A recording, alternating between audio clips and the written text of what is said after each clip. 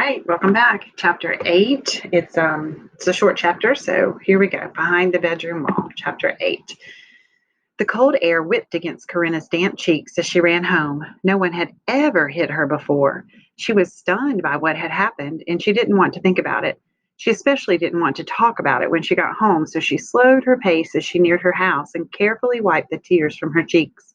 She didn't want her mother asking any questions.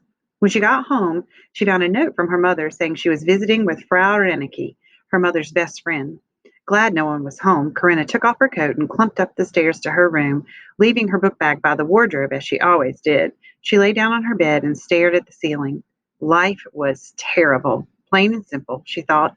Her parents were traitors, and she hadn't done anything to remedy the situation, so she was a traitor. 2. And now she had been slapped by her Humana leader, slapped hard.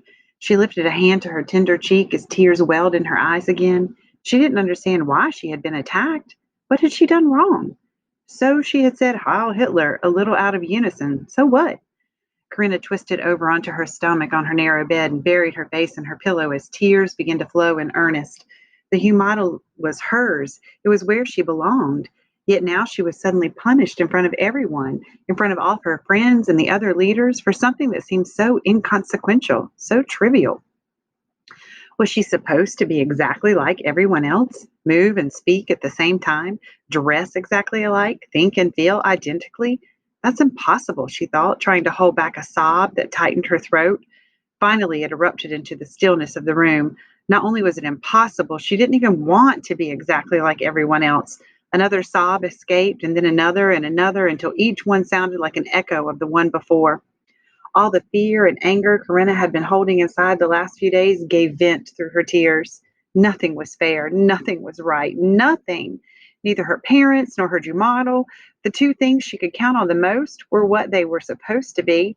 Finally, her sobs quieted to join the stillness of the house. Corinna held her breath to listen to the silence. And that's when she heard the soft meow of her kitten. She lifted her hot, tear-stained face from the pillow just in time to see the kitten come scrambling up to her bed. Corinna gathered the little bundle in her arms. "Hello, little one," she crooned, sitting up and rubbing her stuffy nose against the silken fur. Suddenly a thought struck her. She didn't know why she had thought she was alone when this whole time there had been two people not 4 meters away from her bed. She glanced suspiciously at the wardrobe, but it looked firmly in place against the wall. Where had her kitten come from, she wondered, still staring at the wardrobe.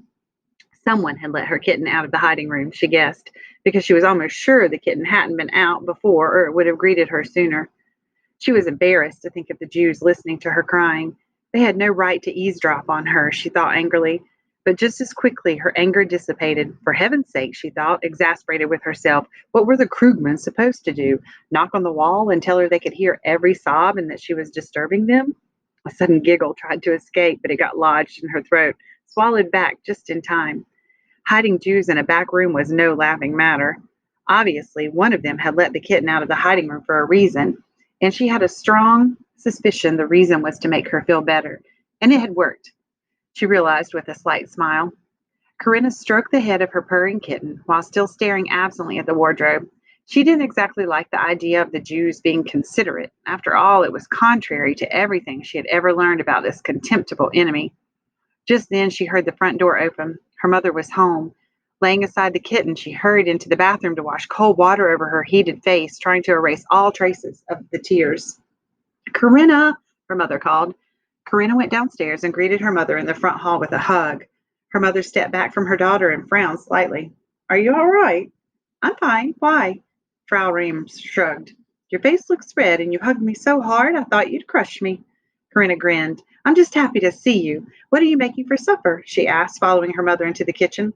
"What do you think?" Frau Reams said dryly. "Bread and cheese, bread and jam. Oh, and maybe a bit of butter here and there."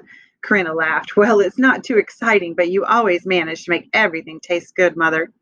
Her mother smiled. "You must have had a good day at school." She tied an apron around her waist. "Did you have fun at your Humano meeting after school?" she asked, glancing at her daughter. "Yes," Corinna replied casually, avoiding her mother's eyes. "We learned a new song for the Führer's visit." "Oh," was all her mother said in response.